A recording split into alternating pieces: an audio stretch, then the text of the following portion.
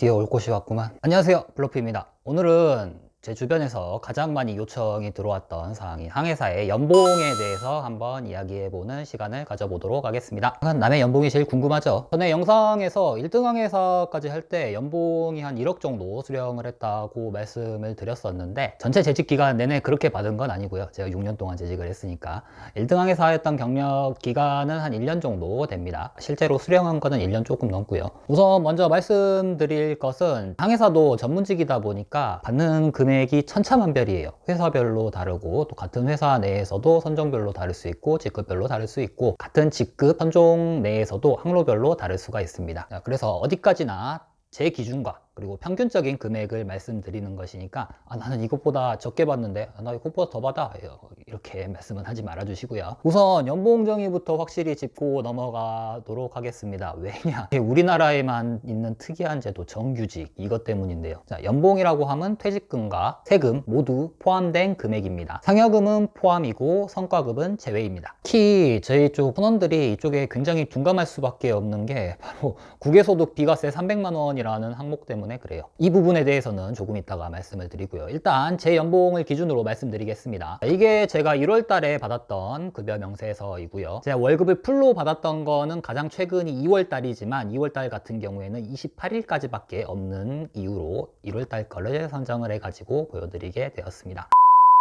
이게 제가 1월 달에 받았던 급여 명세서고요. 1등 항해사 1호봉짜리긴 한데, 호봉 차이는 그렇게 크게 없기 때문에 비슷하다고 생각을 하시면 될 것 같습니다. 보시면 국외소득이 약 808만원 정도 되고, 비과세 300만원, 이게 정말 크죠. 그 다음이 소득합계, 그리고 공제를 해가지고 차인지급액, 이게 바로 통장에 찍히는 금액입니다. 본선불이 본선에서 달러로 받는 금액이죠. 그래서 차인지급액과 본선불을 합친 게 실수령액이 되는 겁니다. 비과세를 떼놓고 생각을 하면은 연봉 산정에 있어가지고 좀 괴리감이 느껴질 수 있으니까, 실수령액만 가지고 세금 산정을 해가지고 연봉을 산정해 보도록 하겠습니다. 1월달 같은 경우에는 31일까지니까 실제 차인지급액과 본선불을 더하면 765만원 정도가 되는데, 여기에 뭐 수당도 붙을 수가 있고, 그 다음 불기양 위로금도 붙을 수가 있으니까 대략 한 750만원 정도로 잡아가지고 평균을 내가지고 하면은 비슷할 걸로 생각이 됩니다.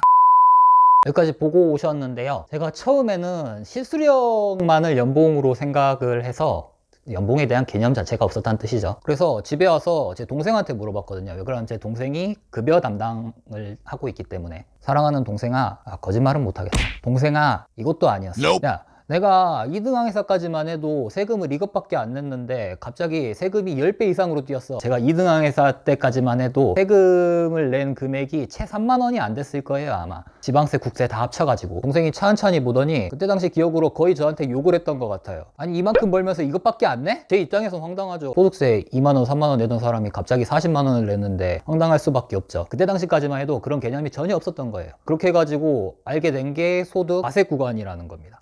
그래서 우리나라 같은 경우에는 과세 구간이 8천만 원에서 1억 5천만 원 같은 경우에는 소득세를 35%를 내게 되어 있습니다. 비과세 300만 원의 힘이 여기서 나오는 거죠. 그렇게 해가지고 봤을 때 보통 선원의 연봉이라고 한다면은 12개월 내내 일을 할 수는 없기 때문에 보통 9개월 승선, 3개월 휴가를 기준으로 해가지고 산정을 합니다. 물론 휴가 때도 이 금액이 찍히는 건 아니고요. 휴가 때는 제가 한 580만 원 정도 찍혔었으니까 그런 식으로 해가지고 계산을 해봤을 때 실수령액이 이렇게 나옵니다. 저는 이걸 연봉으로 생각을 하고 있었어요. 문제는 세금이라는 거죠. 소득 과세 구간이 35%이기 때문에 계산을 해보면 이런 금액이 나오게 되는데, 아마 선원 구인 광고를 이런 계산에 근거를 해가지고 광고를 하게 되면 그 회사는 몰매 맞을 거예요. 회사에서 주는 월급도 비과세에 의거해가지고 주는 거니까. 자, 여기까지 들으시면은 이게 말이 돼 이러실 수도 있는데, 일단 함정이 저 같은 경우에는 대기업이었고 임금도 많이 받는 선종이었어요. 또 유저선이어가지고 위험하물이고 어렵다 보니까. 그래서 똑같은 1등 항해사라고 해도 회사에 따라서 또 선종에 따라서 많이 차이가 날 수 있습니다.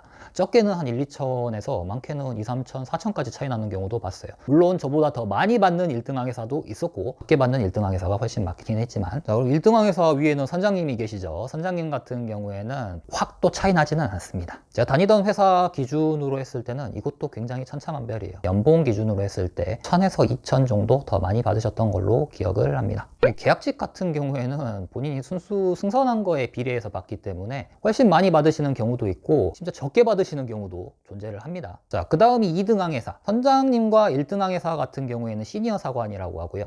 2등 항해사부터 3등 항해사는 주니어 사관이라고 하는데 이때부터 연봉이 대폭 삭감되게 됩니다. 저도 마찬가지였지만 대한민국 승선근무 예비역들은 대학 졸업 후 훈련을 마치고 일정 기간을 복무를 해야 되는데요. 그걸 가지고 병역 의무를 대체를 하게 됩니다. 그것 때문에 임금 차이가 조금 나요. 특례가 끝난 다음에 이 사람들을 잡아놓을 수 있는 수단이 그것밖에 없기 때문입니다. 조금 더 올려줘봐야 1등 항해사들은 과세 구간을 넘어와가지고 세금으로 나가는 게 많기 때문에 다 나가버립니다. 그래서 2등 항해사와 3등 항해사는 실수령액 정도로만 말씀드릴게요. 2등 항해사 같은 경우에는 제가 계산을 해봤을 때 대략 한 5천만 원에서 7천만 원 사이 정도로 수령을 했던 걸로 기억을 하고요. 3등 항해사는 또 2등 항해사랑 별 차이가 안 나요.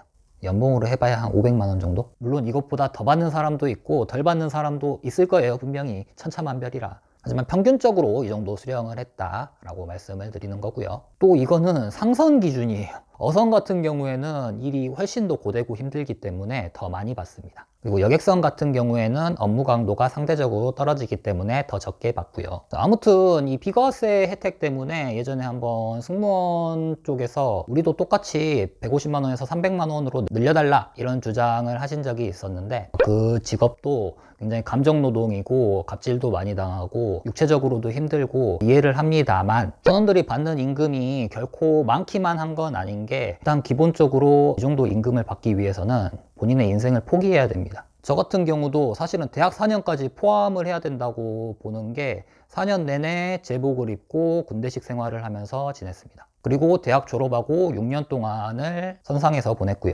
그렇게 되면 제 20대가 모두 날아간 거네요. 자, 다시는 오지 않을 제 20대와 맞바꾼 것이죠. 특히나 정말 오래 타신 분들 같은 경우에는 가족들 위해서 본인 인생을 희생한 케이스가 돼요. 선원들이 당하는 갑질이라는 거는 말로 못합니다. 정말 오만 군데에서 갑질을 당해요. 심지어 말도 안 통하는 데서도요. 감정적으로만 당하고 끝나면 다행인데 이게 문제가 커질 경우에는 피해 금액도 상당히 커지기 때문에 거기에 따른 스트레스도 받습니다. 그리고 항상은 아니지만 시시때때로 생명을 위협하는 위험에 노출되기도 하고요. 저 같은 경우도 자주 있는 일은 아니었지만 조금만 더 늦거나 조금만 더 빨랐으면 이 자리에 없었을 뻔한 사고도 몇 번 겪었었고요. 그리고 선원들이 출퇴근 시간이 짧고 휴식 시간이 어느 정도 보장된다고 해가지고 잘 쉬고 있는 거라고 생각하시기 쉬운데 항상 진동과 소음 속에 시달려야 합니다. 1등 항에서는 작업 시간 같은 경우 24/7 항시 긴장 상태고요. 선장님 같은 경우에는 더 하시겠죠.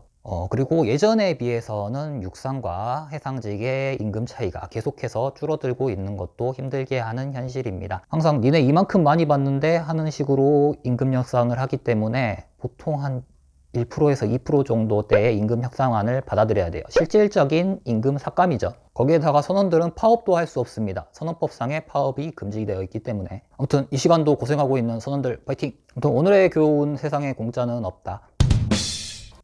오늘은 항해사의 연봉에 대해서 한번 알아봤네요. 이렇게 보니까 내가 많이 받았었긴 했구나. 자, 더 궁금하신 점이 있다면 댓글로 남겨주시고요. 영상이 좋으셨다면 구독과 좋아요 부탁드리겠습니다. 연봉이라고 함은 퇴직 모두 포함된 금액. 네. 그런 거예요. 승선 예비역 같